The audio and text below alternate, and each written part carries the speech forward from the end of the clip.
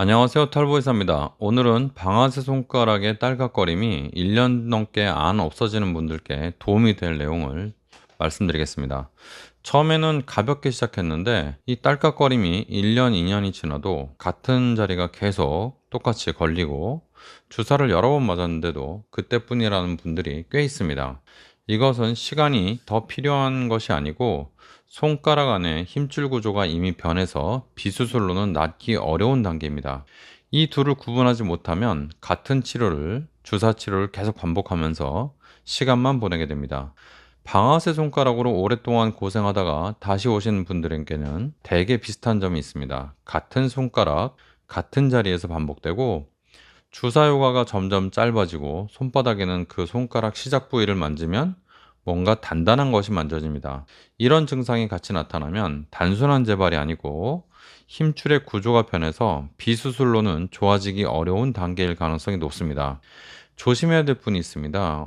오래된 환자 중에 손가락을 끝까지 구부리지 않고 이런 식으로 말하자면 이렇게 구부릴 때 손가락 하나를 덜 구부리는 분들이 있어요.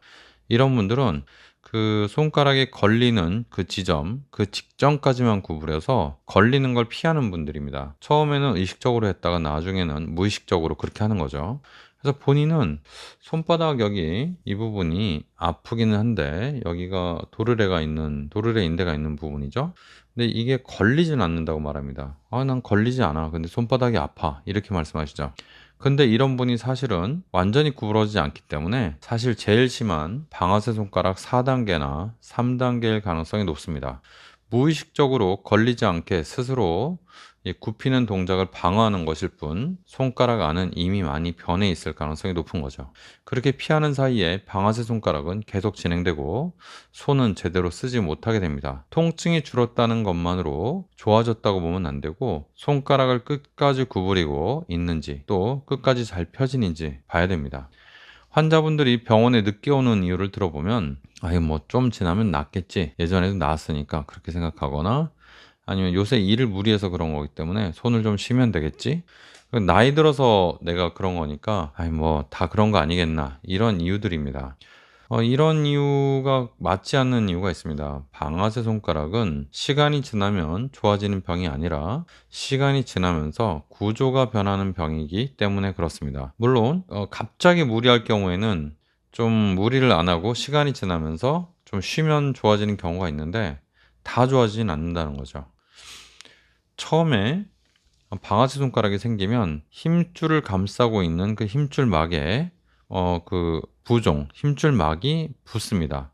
이때는 힘줄에 이상이 있는 건 아니기 때문에 손을 쉬거나 주사를 맞으면 그 부기가 빠지면서 좋아집니다. 그런데 이 부종이 한 달, 두 달, 1년 동안 반복되면 힘줄 자체가 두꺼워지고 힘줄이 지나가는 통로인 A1 도르래 그 인대도 단단하게 좁아집니다. 그러면 손가락이 더 많이 걸리게 되는 거죠.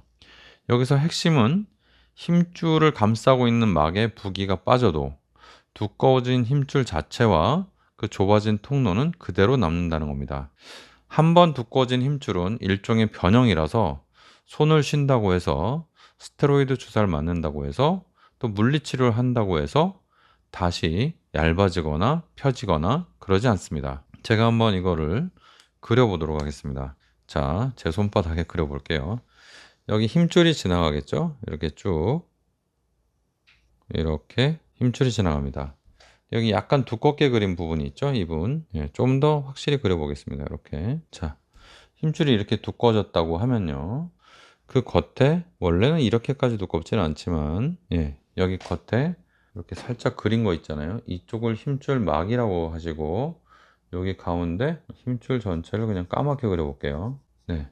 이렇게 해서 힘줄을 까맣게 그리고 힘줄 바깥에 있는 이 하얀 여기 약간 막, 그래서 힘줄을 감싸고 있는 막, 그 막이 부었을 때 여기다가 주사를 맞으면 이 막 자체는 좀 가라앉을 수가 있지만 힘줄이 이렇게 두꺼워진 변형이 나타나면 그 힘줄이 다시 얇아지거나 그러지 않는다는 거죠.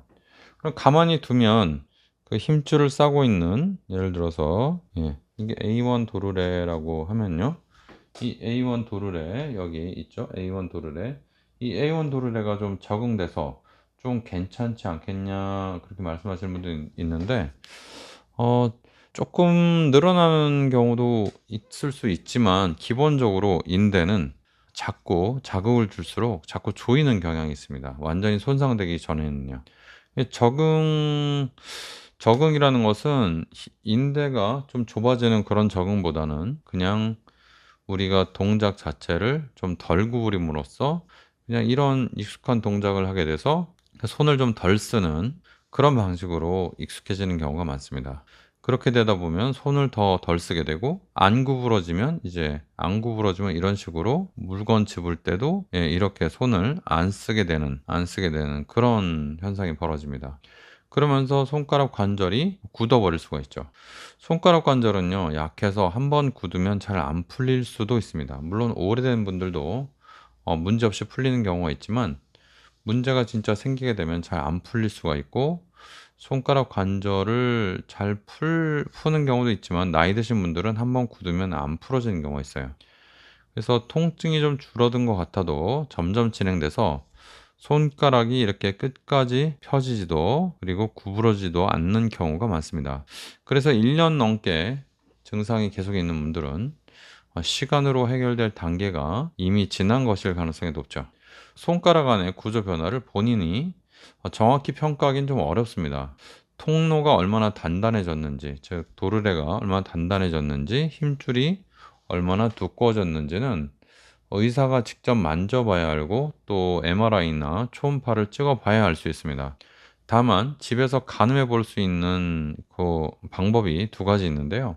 첫 번째는 이 아픈 손가락 시작 부위를 만지면서 이렇게 구부렸다 폈다가 해보는 겁니다. 그래서 손바닥에서 그 손가락이 움직일 때 그 도르래가 있는 자리에, A1 도르래가 있는 자리에 이렇게 움직였을 때 아주 그냥 이게 딸깍딸깍하는 느낌이 많이 들고 또 이 부위가 많이 부은 느낌이 들면 뭔가 힘줄이 두꺼워진 거라고 생각해 볼 수 있습니다. 힘줄이 두꺼워지면 이 부위가 만져봤을 때도 굉장히 이렇게 부풀어 있는 걸 볼 수 있습니다.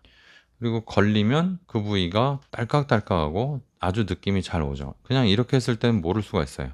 그리고 두 번째는 내가 손을 이렇게 딱 쥘 때 이렇게 이쁘게 딱 쥐어지는지, 이렇게 쥘 때 혹시 이렇게 내가 나도 모르게 이런 식으로 좀 덜 쥐고 있지는 않은지 그걸 잘 봐야 됩니다. 주먹을 끝까지 쥐어보고 다른 손가락보다 덜 들어가는지 이렇게 살펴보면 여러분들이 그 증상이 늘 있던 방아쇠 손가락이 이렇게 되고 있다면 좋아지지 않은 걸 수 있습니다. 더 심해진 걸 수가 있어요. 이렇게 해서 여러분들이 자가 평가를 좀 해볼 수 있습니다. 주사를 또 맞을지 시술로 갈지가 또 큰 고민이죠. 주사를 맞았더니 너무 빨리 좋아져가지고 그리고 몇 달 동안 너무 편하게 살아서 주사가 정말 맞을 땐 좀 아프지만 굉장히 간편하고 특별히 부작용도 없는 것 같고 굉장히 좋은 치료죠. 근데 주사가 정확히 어떤 치료인지 여러분들이 좀 아셔야 됩니다. 주사는 여기 이 힘줄이 있을 때 힘줄막에 이 부종만 가라앉혀 주는 치료이고 이 두꺼워진 힘줄 자체와 좁아진 통로, 좁아진 도르래인대는 어떻게 하지 못합니다. 그래서 방아쇠 손가락은 주사로 일부만 완화되는 것이 근본적인 그 한계고요. 원인은 그대로 남아서 잘 낫지는 않는 겁니다. 힘줄 자체가 두꺼워지는 변형이 있다는 것을 여러분들이 꼭 아셔야 됩니다. 주사로 붓기 가라앉히면 되는 거 아니야? 힘줄이 부어서 아픈 건데? 이렇게 생각하시면 안 되고 힘줄 자체가 그냥 변형이 옵니다. 변형. 영구 변형. 실제로 그래서 주사는 재발이 많죠. 한 번 맞고 6개월쯤 지나면 약 75%에서 재발한다는 논문이 있습니다.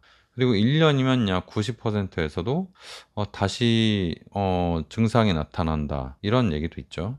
주사를 맞고 재발하는 것이 주사를 여러분들이 잘못 맞아서가 아니라 의사가 주사를 잘못 놓아서 그런 것이 아니라 원래 그런 치료라는 뜻입니다. 힘줄을 싸고 있는 그 막의 부종만 잠시 가라앉히는 것이기 때문에 시간이 지나면 다시 재발하는 것이 어떻게 보면 자연스럽습니다.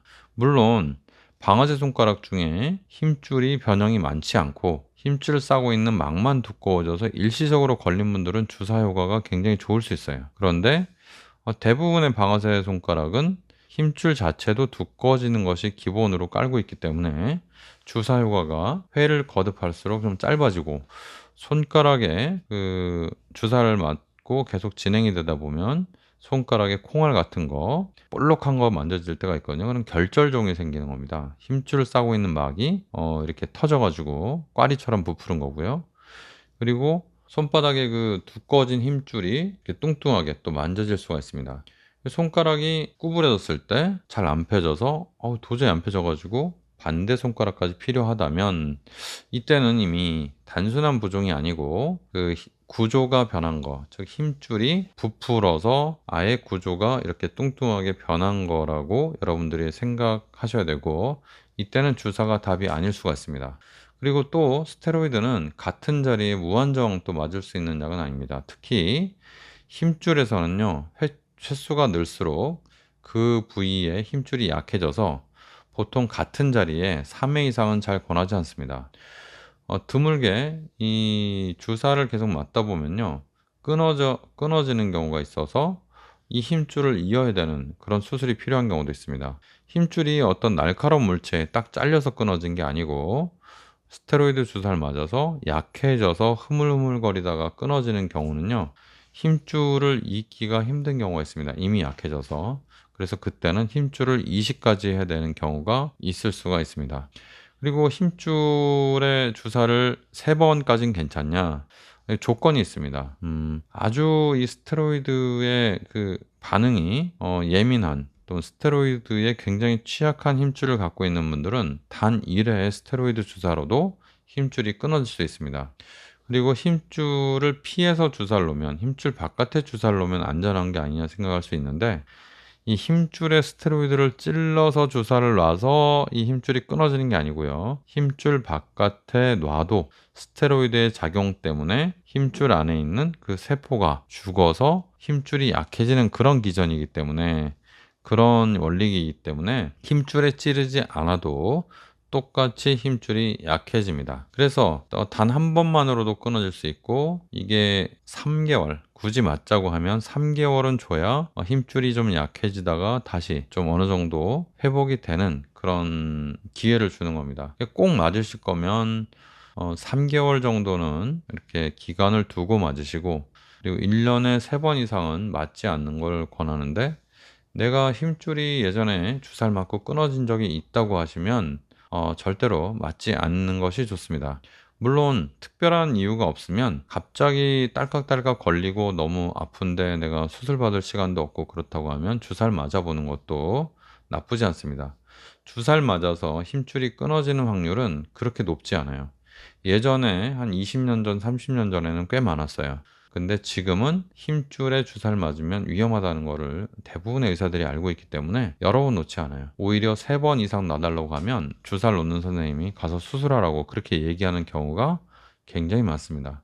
그래서 간편하고 아주 좋은 치료이기 때문에, 가벼운 단계라면 한두 번 맞고 1년이고 2년이고 이렇게 재발 없이 지내는 분들이 있기 때문에 주사를 고려해 보는 것도 좋습니다. 수술을 할 때 절개를 손바닥을 많이 째는 거냐, 그렇게 생각할 필요는 없습니다.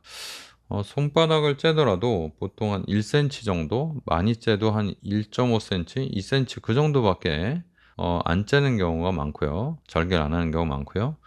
그리고 또 예전에는 주로 그래도 손바닥을 절개를 했는 경우가 많은데, 지금은 절개하지 않고 이렇게 하키나이프, 이런 기구를 이용해서 바늘구멍만 남기고 이 A1 도르래를 이렇게 해서 절개를 해주고, 손가락이 이 뚱뚱해진 힘줄이 도르래인데 걸리지 않고 잘 움직이게 이렇게 해주는 하키나이프 시술도 있습니다.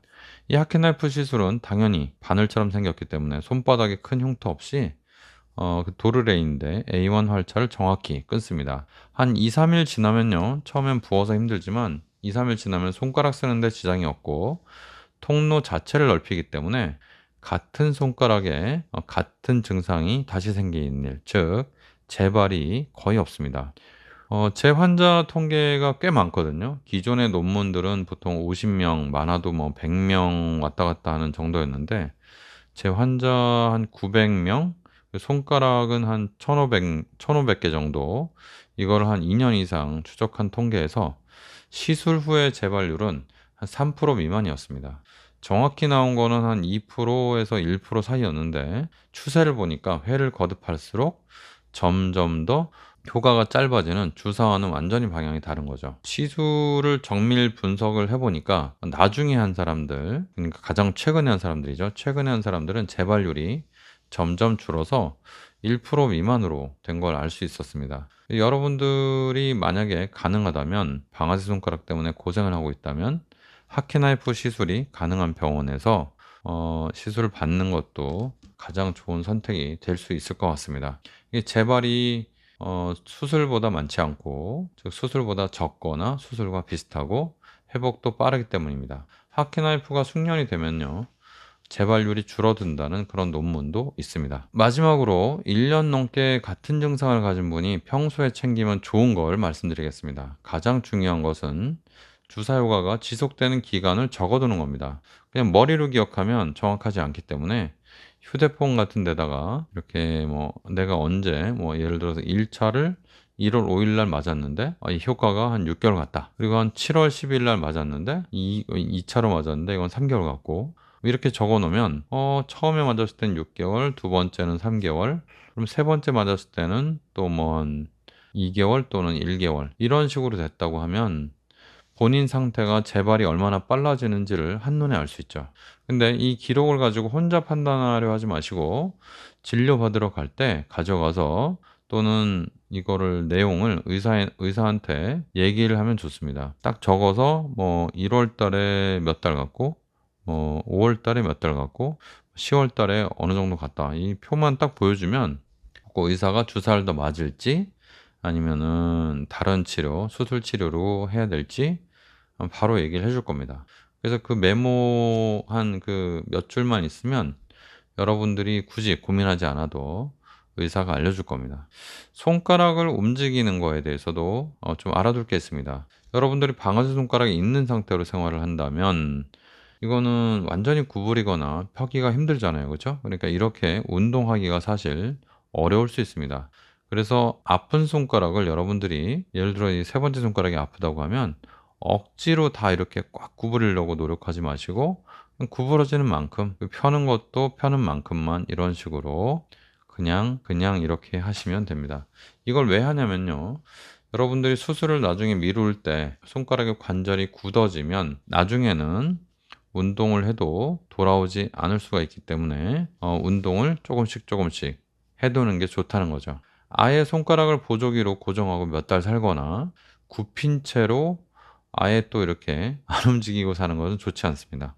제가 좀 되게 인상 깊었던 분들은 가운데 있는 손가락들은, 나머지 4개 손가락들은 이렇게 하고 사시는 분들은 좀 적은데, 엄지손가락은 이렇게 구부린 채로 생활하시는 분들이 있어요. 방아쇠 손가락 중에. 이분들은 그냥 내 손가락이 이렇게 변형이 돼서 이거 못 고치나 보다 생각하고 살고 있는데, 알고 보면 방아쇠 손가락 때문에 구부러진 상태를 못 펴고 그냥 계속 몇 년 동안 지내는 분들도 있습니다.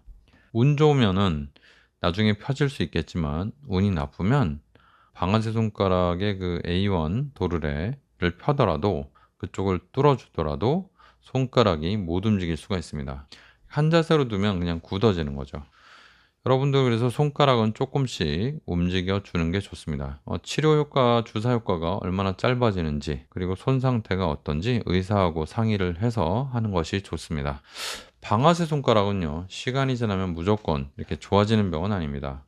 저절로 좋아지는 경우도 있지만 1년 넘었는데 같은 자리에서 계속 같은 증상이 반복된다면 힘줄이 이미 변형이 와서 비수술로는 낫기 어려운 단계일 가능성이 높습니다. 힘줄 막에 부기는 빠져도 이 힘줄 자체가 뚱뚱해진 거는, 두꺼워진 거는 좋아지지 않습니다. 그리고 이 두꺼워진 힘줄을 깎아낼 수가 없기 때문에 힘줄이 진행하는 통로를 넓혀줘야 되는 거죠. 물리치료나 주사로는 어려울 수가 있습니다.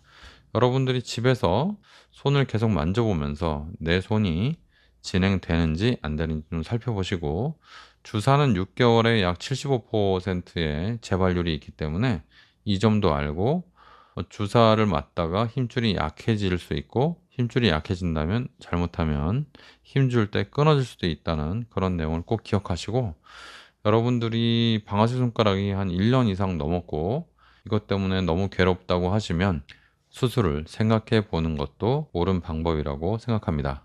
오늘은 방아쇠 손가락이 1년 이상 계속 있었던 분들을 위해서 영상을 만들어 왔습니다. 여러분들 방아쇠 손가락에 대해서 매우 궁금하시면 이 책 꼭 사서 읽어보시기 바랍니다.